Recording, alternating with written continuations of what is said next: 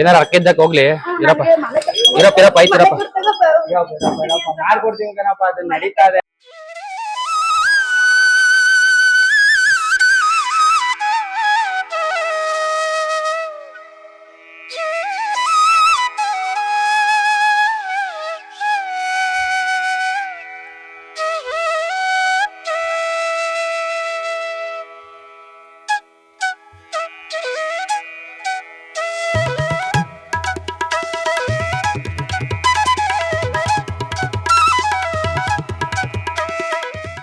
ಸ್ವಾಮಿಗಳೇ ನಮಸ್ತೆ. ನಮಸ್ಕಾರ. ಈ ಕಾಳಭೈರೇಶ್ವರ ಸ್ವಾಮಿನ ಸ್ಥಳ ಮಹಿಮೆ ಅಂತ ನಮ್ ಜನ ತಿಳಿಸ್ಬೋದು. ಸುಮಾರು 700-800 ವರ್ಷದ ಹಿಂದಿನ ಇತಿಹಾಸ ಇರ್ತಕ್ಕಂಥ ಶ್ರೀ ಕಾಲಭೈರೇಶ್ವರ ಸ್ವಾಮಿ ದೇವಸ್ಥಾನ ಇದು.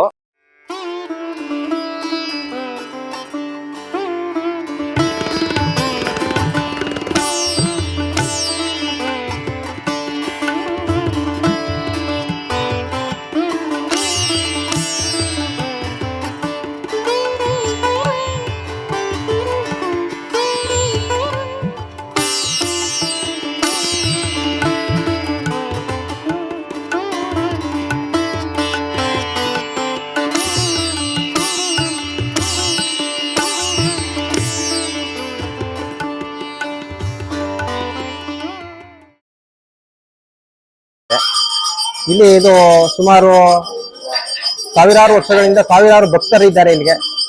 ಒಂದು 50-60 ಸಾವಿರ ಜನ ಭಕ್ತರ ಕುಳ ಇದೆ ಇಲ್ಲಿಗೆ. ನಮಸ್ತೆ ಗೆಳೆಯರೆ, ಬೆಂಗಳೂರು ನೆಕ್ಸ್ಟ್ ಚಾನೆಲ್ಗೆ ಸ್ವಾಗತ. ನಾವು ಇವತ್ತು ಬಂದಿರೋದು ಕಾಳಭೈರೇಶ್ವರ ಸ್ವಾಮಿ ದೇವಸ್ಥಾನ. ಈ ದೇವಸ್ಥಾನ ಬಂದು ಮದ್ದೂರಿನ ಚಿಕ್ಕರ್ಶನ್ ಕೆರೆಯಲ್ಲಿ ಇರೋದು. ಇಲ್ಲಿಗೆ ಬೂದ್ಗುಂಬಳಕಾಯಿ ಹಚ್ಚೋದು ವಿಶೇಷ. ಅಮಾವಾಸ್ಯೆ, ಹುಣ್ಣಿಮೆಲಿ, ಅಷ್ಟಮಿಲಿ ಹಚ್ಚಿದ್ರೆ ತುಂಬಾ ಒಳ್ಳೇದು. ನೀವೇನ್ ಅನ್ಕೊಂಡಿದ್ರು ಆಗುತ್ತೆ. ಮನೆಗೆ ಕಾಯಿ ಕಟ್ಬೋದು. ಏನಾದ್ರು ದೋಷ ಇದ್ರೆ, ಮನೆಯಲ್ಲಿ ತೊಂದರೆ ಇದ್ರೆ.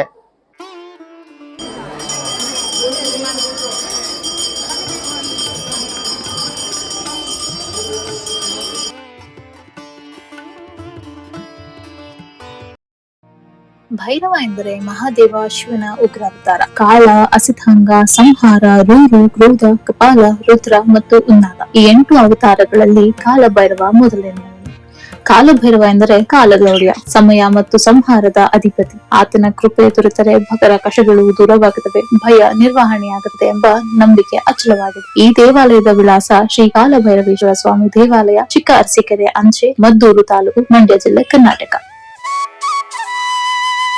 ಯಂತ್ರ ಕಟ್ಟಿಸ್ಬೋದು. ಸುಮಾರು ಇಲ್ಲಿ ದೇವ್ರನ್ನ ಹೂ ಕೇಳ್ಬೋದು. ನಿಮ್ದು ಏನೇ ಕೋರಿಕೆ ಇದ್ರೂ ನೆರವೇರುತ್ತೆ. ಪ್ರತಿದಿನ ಅಭಿಷೇಕ ಇರ್ತದೆ ಸ್ವಾಮಿಗೆ.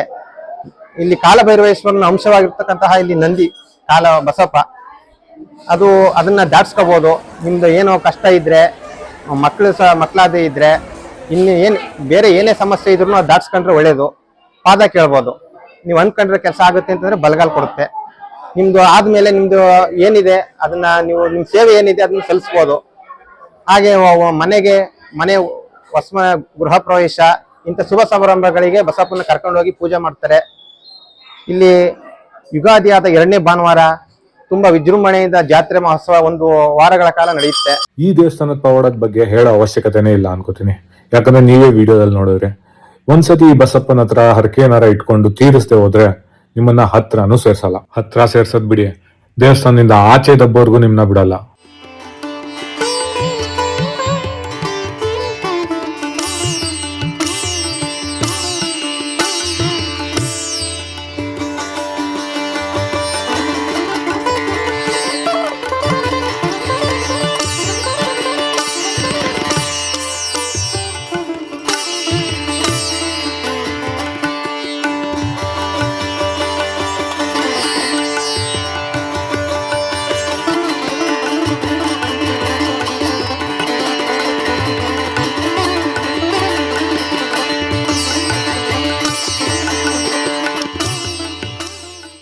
ಮಕ್ಕಳಿಲ್ಲ ಅಂತ ಎಷ್ಟೋ ಜನ ಇಲ್ಲಿ ಬಂದು ಭಕ್ತಿಯಿಂದ ಕೇಳ್ಕೊಂಡ್ಮೇಲೆ ಮಕ್ಕಳಾಗಿರೋ ಎಷ್ಟೋ ಉದಾಹರಣೆ ಇಲ್ಲಿದೆ. ಭಕ್ತಿಯಿಂದ ಸೇವೆ ಸಲ್ಲಿಸಿದ್ಮೇಲೆ ಕಾಳಭೈರೇಶ್ವರ ಸ್ವಾಮಿ ಇಲ್ಲ ಅನ್ನೋ ಮಾತೇ ಇಲ್ಲ. ನೀವೇ ನೋಡಿ, ಮಗುನ ಗರ್ಭಗುಡಿ ಒಳಗೆ ಕರ್ಕೊಂಡೋಗಿ ಆಶೀರ್ವಾದ ಮಾಡ್ಸೋದನ್ನ. ನಾವೂನು ಎಲ್ರಿಗೂ ಒಳ್ಳೇದಾಗ್ಲಿ, ಅನ್ಕೊಂಡಿರೋ ಕೆಲಸ ಎಲ್ಲಾನು ನಡೆಸ್ಕೊಡಪ್ಪ ಅಂತ ಬಸಪ್ಪನ ಮುಂದೆ ಕೈ ಚಾಚಿ ಕುತ್ಕೊಂಡ್ವಿ. ಅದಕ್ಕೆ ಬಸಪ್ಪ ನೀವ್ ಅನ್ಕೊಂಡಿರೋ ಎಲ್ಲಾ ಕೆಲಸನೂ ನಿಮ್ ಜೊತೆಲಿ ನಿಂತು ನಡ್ಸ್ಕೊಡ್ತೀನಿ ಅಂತ ಪಾದ ಕೊಟ್ಟು ಆಶೀರ್ವಾದ ಮಾಡ್ತು.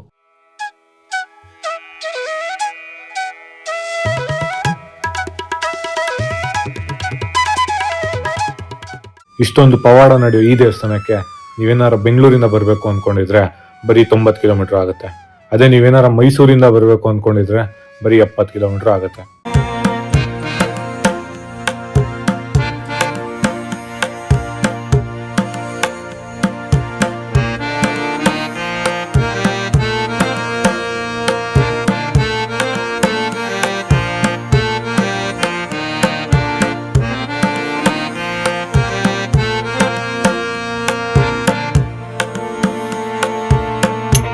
ನೋಡಮ್ಮ, ಇಲ್ಲೆಲ್ಲಾರು ನಾವು ಬಡವರು ಅನಿಸಿದವಾಗ ಬಂದು ಆ ಬಸವಪ್ಪನ ಬೆಳೀಲಿ, ಎಂತೆಂಥವ್ರಿಗೂ ಬಾರಿ ಒಳ್ಳೇದಾಗಿ ನನಗೆ ಶ್ರೇಯಸ್ಸಾಗಿರುವಂತ ಜನ ಅನ್ನುವಂಥದ್ದು ಸುಮಾರು ಜನ ಹೇಳವ್ರೆ. ತಾಲೂಕಲ್ಲೆಲ್ಲ ಎಲ್ಲಾ ಜನನು ಮಾತಾಡಿದ್ದಾರೆ. ಆ ಭಗವಂತ ಅಷ್ಟು ಜನಕ್ಕೆ ಒಳ್ಳೇದ್ ಮಾಡ್ಕೊಂಡು ಹೋಗಿದ್ದಾನೆ. ಇವತ್ತು ಜನ ಆ ಸಭೆ ಸೇರಿ ಪೂಜೆ ಪುರಸ್ಕಾರ ಎಲ್ಲ ಮಾಡ್ತಾವ್ರೆ. ನನ್ನ ಬಸವೇಶ್ವರ ಹೋದ ಜಾಗದಲ್ಲಿ ಕೈಲು ಅನ್ನೋದೇ ಇಲ್ಲ, ಆ ಮಟ್ಟಕ್ಕೆ ನಡ್ಕೊಂಡು ಭಗವಂತನ ಬಳಿಲಿ ಮಾಡ್ಕೊಂಡು ಹೋಗ್ತಾವ್ರೆ. ಹಳ್ಳಿಗೆ ಬಂದು ಭೀಮಮ್ಮನ ದೇವಸ್ಥಾನಕ್ಕೆ ಆ ಬಳಿಗೆ ಕಟ್ಟಕ್ಕೆ ಅವನೇ ಸ್ಕೆಚ್ ಹಾಕಿ ತೋರ್ಸ್ಕೊಟ್ಟಿರುವಂತ ಸ್ಥಳ. ಈಗ ಆಲ್ರೆಡಿ ಓಪನ್ ಆಗಿ 100 ಜನಕ್ಕೆ ಮದುವೆ ಮಾಡಿ 1000 ಜನಕ್ಕೆ ಕಾರ್ಯ ಮಾಡುವಂತ ಧನ್ಯ ನಡೀತಾ ಇರುವಂತ ಜಾಗನೇ ಅದೇ. ಬೇಗ ಟೈಮ್ ಆಯ್ತು ಕೊಡಿ ಜನ ಅವ್ರ ಕಡೆ ಏನೇ ಇದ್ರಿ ಹೇಳಿ.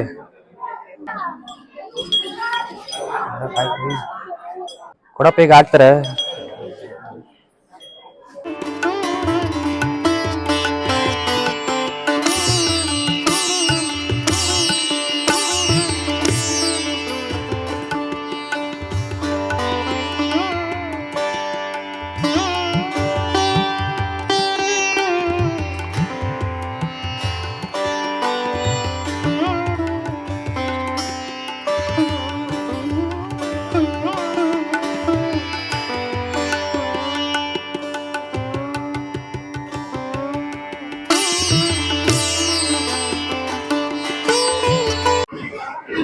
ನಮಸ್ಕಾರ. ನಮಸ್ಕಾರ ಹೇಳಿ. ಚಿಕ್ಕಸಿಂಕೆರೆ ಬಸವಣ್ಣನ ಪವಾಡಗಳ ಬಗ್ಗೆ ಒಂದು ಸ್ವಲ್ಪ ತಿಳ್ಕೊಡೋಣ. ಚಿಕ್ಕಸಿಂಕೆರೆ ಬಸಪ್ಪ ಪವಾಡ ಅಂದ್ರೆ ಕರ್ನಾಟಕದಾದ್ಯಂತ ದೇಶಾದ್ಯಂತ ತುಂಬಾ ಪ್ರಸಿದ್ಧಿ ಹೊಂದಂತ ಬಸವಪ್ಪ. ಯಾಕೆಂದ್ರೆ ಈಗ ಈ ಬಸವಣ್ಣಗಿಂತ ಮುಂಚೆ ಇದ್ದ ಬಸವಪ್ಪ ನಡೆದಾಡೋ ದೇವರು ಅನ್ನೋ ರೀತಿನೇ ಪ್ರಸಿದ್ಧಿ ಹೊಂದಿದ್ರು. ಅವರಿಂದ ಅವ್ರ ಪವಾಡಗಳು ಮತ್ತೆ ಅವ್ರು ಒಂಥರ ಭೂಮಿಗಿಳಿದ ಧರೆಗಿಳಿದ ಭಗವಂತನೇ ಅಂತಾನೆ ಕರೀತಿದ್ರು. ಅವರು ತುಂಬಾ ಪವಾಡಗಳಾಗ್ಲಿ ಮತ್ತೆ ತುಂಬಾ ಜನಗಳ ಕಷ್ಟದಲ್ಲಿ ತುಂಬಾ ನೀಗಿಸಿದ್ದಾರೆ. ಅದನ್ನ ಈ ಬಸವಪ್ಪನವರು ಮುಂದುವರ್ಸ್ಕೊಂಡು ಹೋಗ್ತಿದ್ದಾರೆ. ತಮ್ಮ ಕಷ್ಟ ಕಾರ್ಪಣ್ಯಗಳು ಏನಿದೆ ಅಂತ ಭಕ್ತಾದಿಗಳು ಬಂದು ಕೇಳ್ಕೊಳ್ತಾರೆ. ಅವ್ರು ಬಂದು ಕೇಳ್ಕೊಂಡಾಗ ಅದು ಆಗುತ್ತೆ ಅನ್ನೋದಾದ್ರೆ ಬಲಗಾಲಿಂದ ಪಾದ ಕೊಡ್ತಾರೆ. ಮತ್ತೆ ಹುಷಾರಿಲ್ಲ, ಮಕ್ಕಳಾಗಿಲ್ಲ ಅನ್ನೋ ಎಷ್ಟೋ ಜನಗಳೆಲ್ಲ ಬಂದು ದಾಟಿಸ್ಕೊಳ್ತಾರೆ. ಅವರೆಲ್ಲ ದಾಟಿಸ್ಕೊಂಡವ್ರಿಗೆ ಮಕ್ಕಳಾಗಿದೆ ತುಂಬಾ. ಮತ್ತೆ ಹುಷಾರ್ ತಪ್ಪಿದವ್ರೆಲ್ಲ ಹುಷಾರಾಗಿದ್ದಾರೆ. ಆಗಲ್ಲ ಡಾಕ್ಟರ್ ಅನ್ನೋರ್ಗೆಲ್ಲ ಆಗೋಲ್ಲ, ದಾಟಿಸ್ಕೊಂಡಿರೋರೆಲ್ಲ ಬಸಪ್ಪನಿಂದ ಹುಷಾರಾಗಿರುವಂತಿದೆ. ಹಣ ಪ್ರತಿದಿನ ಸಿಗೋದಿಲ್ಲ. ವಾರ ಬಂದು ಗುರುವಾರ ಭಾನುವಾರ ಮತ್ತೆ ಡೈಲಿ ಪೂಜೆ ಡೈಲಿ ದಾಸೋಹ ಇರುತ್ತೆ. ಆದ್ರೆ ಬಸಪ್ಪನವ್ರು ಹೇಗೆ ಅಂದ್ರೆ ಗುರುವಾರ ಭಾನುವಾರ ಬಿಟ್ಟು ಬೇರೆ ದಿನಗಳಲ್ಲಿ ಕಾರ್ಯಕ್ರಮಗಳು ಕರ್ಕೊಂಡು ಹೋಗ್ತಾರೆ. ಯಾಕಂದ್ರೆ ಇವಾಗ ದೇವಸ್ಥಾನಕ್ಕೆ ಬಂದವರು ಮನೆ ಕಟ್ಟಕ್ಕಾಗದಿರೋರು ಮನೆ ಕಟ್ಬೋದಾ ಅಂತ ಕೇಳ್ಕೊಂಡಿರ್ತಾರೆ. ಅವರು ಬಸಪ್ಪನ ಆಶೀರ್ವಾದದಿಂದ ಮನೆ ಕಟ್ಟಿರ್ತಾರೆ. ಅಂತವ್ರು ಗೃಹಪ್ರವೇಶ ಕರ್ಕೊಂಡು ಹೋಗೋದು. ಮತ್ತೆ ಭಕ್ತಾದಿ ಭೈರವನ ಕುಳಗಳು ತುಂಬಾ ಜನ ಇದ್ದಾರೆ. ಅವ್ರು ಪ್ರತಿಯೊಬ್ರು ಸಹ ಅವ್ರ ಮನೆ ಕಟ್ಟೋದಾಗ್ಲಿ, ಅವ್ರ ಶುಭ ಕಾರ್ಯಗಳಾಗ್ಲಿ, ಅವ್ರ ಮದ್ವೆ ಮಾಡ್ಕೊಂಡ್ರಾಗ್ಲಿ ಮಕ್ಳುಗಳಿಗೆ ಬಸಪ್ಪನ ಮುಖಾಂತರನೇ ಕರ್ಕೊಂಡೋಗಿ ಪೂಜೆ ಮಾಡಿಸಿ ಅವರು ಯಾವ್ದೇ ಶುಭ ಕಾರ್ಯ ಮಾಡಿದ್ರು ಬಸಪ್ಪನ ಮುಖಾಂತರನೇ ಮಾಡ್ತಾರೆ. ಅದಲ್ದೇನೆ ಮತ್ತೆ ಈಗ ದೇವಸ್ಥಾನಗಳಿಗೆ ಈಗ ಪೂಜಾರಿಗಳಿಲ್ಲ ಅಂತ ಗ್ರಾಮಗಳಲ್ಲಿ ಸಮಸ್ಯೆಗಳಿದ್ದಾಗ ಬಸಪ್ಪನ್ ಕರ್ಕೊಂಡೋಗಿ ಅವ್ರನ್ನ ಯಾರು ಸೂಚಿಸ್ತಾರೆ ಅಂತವ್ರನ್ನೇ ಪೂಜೆ ಮಾಡಕ್ಕೆ ಆಯ್ಕೆ ಮಾಡುವಂತದ್ದು ಪದ್ಧತಿನೂ ಸಹ ಇದೆ. ಅದ್ರಿಂದ ಬಸಪ್ಪನವರು ಡೈಲಿ ಸಿಗೋದಿಲ್ಲ. ಕಾರ್ಯಕ್ರಮಗಳಿಗೆ ಹೊರಗಡೆ ಕರ್ಕೊಂಡು ಹೋಗ್ತಾ ಇರ್ತಾರೆ. ಗುರುವಾರ ಭಾನುವಾರ ಸಿಗ್ತಾರೆ. ಬಸವಪ್ಪ ನಮ್ಮೂರಲ್ಲಿ ಕಬ್ಬರಲ್ಲಿ ಈಚಕ ಬಂದು ದೇವಸ್ಥಾನ ಮಾಡಿಸದೆ. ಯಾವ್ದಕ್ಕೊಂದು ಒಳ್ಳೇದಕ್ಕೆ ಬಸವಪ್ಪನ್ನೇ ಕರ್ಕೊಂಡು ಹೋಗುದು ನಾವು. ಬಂದು ಸಾಕು ಅವನು ಒಳ್ಳೇದಾಗುತ್ತದೆ. ಬಂದು ಕಾಲ ಹಾಕ್ರೆ ಸಾಕು ಯಾವ್ದಾದ್ರು ಒಳ್ಳೇದಾಗುತ್ತದೆ ನಮ್ಮ ನೆನಕಂದದ್ದು. ಅಂಬೆ ಬಸವಪ್ಪ ಅವನ ಚಿಕ್ಕುದೇಲೆ ಮೆರಿವಾಗ ಬಸವಪ್ಪ ಹಾಗೆ ಕೈಯ ಮುಗದೇನೋ ಬಸವಪ್ಪ ಆಡರೆ ರಾಗಗಳ ಹಚ್ಚಿರೆ ದೀಪಗಳ ಹಾಕ್ಯಾರೆ ಧೂಪಗಳ. ಏನಾರ ಅಕ್ಕಿದ್ದಕ್ಕೆ ಹೋಗ್ಲಿ ಇರಪ್ಪ ಐತಿರಪ್ಪ. ಮಾಡ್ಕೊಡ್ತೀವಿ ಕಣಪ್ಪ. ಅದು ನಡೀತಾ ಇದೆ. ಅದು ನಡೀದ ತಕ್ಷಣ ಕರ್ಕೊಂಡೋಗಿ ಮನೆ ಒಳಗೆ ಮಾಡಿಸ್ತೀವಿ ಕಣಪ್ಪ. ಮಾಡ್ತಾರೆ ಬಿಡ. ಓಲಿ ತಪ್ಪಾಯ್ತು, ನಮಸ್ಕಾರ ಮಾಡ್ತಾರೆ.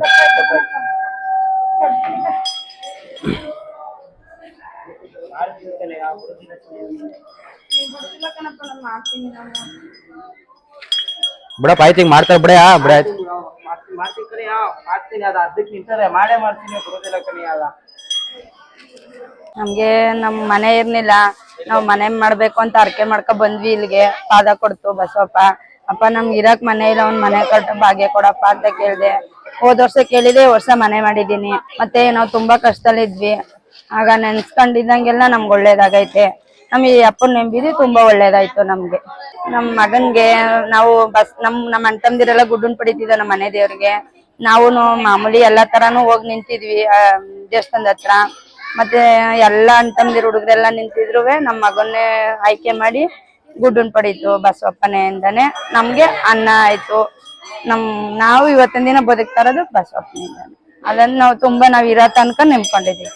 ನಮ್ ಮಗಳಿಗೆ ಹುಷಾರ್ ತಪ್ಪಾಗ್ದಾಗ ಏನಪ್ಪ ಈ ತರ ಆಯ್ತೈತೆ ಅಂತ ಕೇಳಿದಕ್ಕೆ, ಏನು ತೊಂದ್ರೆ ಆಗಲ್ಲ, ನಿನ್ನಿಂದ ನಾವ್ ಏನು ಕೇಳಲ್ಲ, ಚಿನ್ನ ಬೆಳ್ಳಿ ಏನು ಕೇಳಲ್ಲ, ನಾನ್ ಕೇಳದೆ ಅನ್ನದಾಸೋನ ಅಂತ ಕೇಳಿದ್ರು.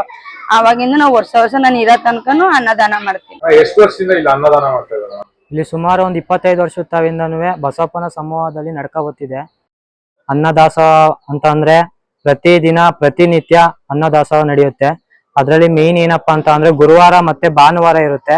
ಗುರುವಾರ ಬಂದು 3 ರಿಂದ 4 ಸಾವಿರ ಗಂಟ ಅಡಿಗೆ ನಡೆಯುತ್ತೆ. ಮತ್ತೆ ಭಾನುವಾರ ಬಂದು 5 ರಿಂದ 6 ಸಾವಿರ ಗಂಟ ಅಡಿಗೆ ನಡೆಯುತ್ತೆ. ಮತ್ತೆ ಪ್ರತಿನಿತ್ಯ ಮೇನ್ ವಾರ ಇಲ್ದಂತೆ ಮೇನ್ ಸೋಮವಾರದಿಂದ ಏನ್ ಮಧ್ಯ ಇರುತ್ತೆ ಅವಾಗೆಲ್ಲ 300 ರಿಂದ 400 ಜನ ಗಂಟನು ಅಡಿಗೆ ನಡೆಯುತ್ತೆ. ಇಲ್ಲಿಗೆ ಸುಮಾರು ಕಡೆಯಿಂದ ಬರ್ತಾರೆ. ಮತ್ತೆ ಬಸವಪ್ಪನ ಪವಾಡಗಳು ಮತ್ತೆ ದಾಟೋದು ಮತ್ತೆ ಮಕ್ಕಳು ಆಗದೇ ಇರೋದು ಅದೆಲ್ಲ ಸಮಸ್ಯೆಗಳಿಗೆಲ್ಲ ಬಸವಪ್ಪನೇ ಕಾರಣ ಆಗಿದ್ದಾನೆ. ಮತ್ತೆ ಒಂದೊಂದು ಊರಲ್ಲಿ ಗುಡಪ್ಪಂದು ಸಮಸ್ಯೆ ಇರುತ್ತೆ. ಮತ್ತೆ ಗುಡಪ್ಪಂದು ಅಂದ್ರೆ ದೇವಸ್ಥಾನದಲ್ಲಿ ಸರಿ ಪೂಜೆ ಮಾಡೋಕೆ ಯಾರು ಗುಡಪ್ತಿರು ಇರುದಿಲ್ಲ, ಪೂಜಾರಿದಿರು ಇರುದಿಲ್ಲ. ಅಂತ ಕಡೆ ಅಲ್ಲಿಂದ ಊರಿನ ಯಜಮಾನ್ರು ಬಂದು ಬಸಪ್ಪ ಅಂತ ಕೇಳ್ತಾರೆ, ಪಾದ ಕೇಳ್ತಾರೆ. ಬಸಪ್ಪ ಏನಾದ್ರು ಒಪ್ಕತ್ತು ಅಂತಂದ್ರೆ ಬಲಗಾಲಿಂದ ಪಾದ ಕೊಡ್ತದೆ. ಮತ್ತೆ ಪಾದ ಕೊಡೋ ತಕ್ಕನಾಗೆ ಬಸಪ್ಪ ಏನ್ ಪಾದ ಕೊಟ್ಟಿರ್ತದೆ ಅದೇ ತಕ್ಕನಾಗೆ ಅವ್ರ ಊರ್ಗ್ ಹೋಗ್ಬಿಟ್ಟು ಅವ್ರು ಏನ್ ಹೇಳ್ಕೊಂಡಿರ್ತಾರೆ ಅದ್ರ ತಕ್ಕನಾಗೆ ನಡ್ಸ್ಕೊಡ್ತದೆ. ಮತ್ತೆ ಗುಡಪ್ಪ ಇಲ್ದೇ ಇರೋರ್ಗೆ ಗುಡಪ್ಪನ ಆಯ್ಕೆ ಮಾಡೈತೆ. ಮತ್ತೆ ಮನೆ ಈಗ ಹೊಸ ಮನೆ ಕಟ್ಟಿಸಿರ್ತಾರೆ. ಆ ಹೊಸ ಮನೆ ಕಟ್ಟಿಸಿದ್ದಾಗ್ಲೂ ಬಸಪ್ಪನೇ ಕರ್ಕೊಂಡು ಹೋಗ್ಬಿಟ್ಟು ಪೂಜೆ ಮಾಡ್ತಾರೆ.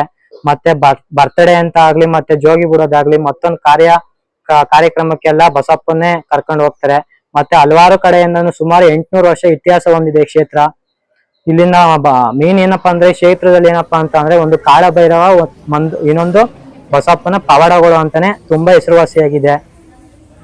ಇಲ್ಲಿಗೆ ಅನೇಕ ಕಡೆಯಿಂದನೂ ಜನ ಬರ್ತಾರೆ. ಹಂಗಾಗಿ ದೇವಸ್ಥಾನ ತುಂಬಾ ಹೆಸರುವಾಸಿಯಾಗಿದೆ ಅಂತಾನೆ ಹೇಳ್ಬೋದು.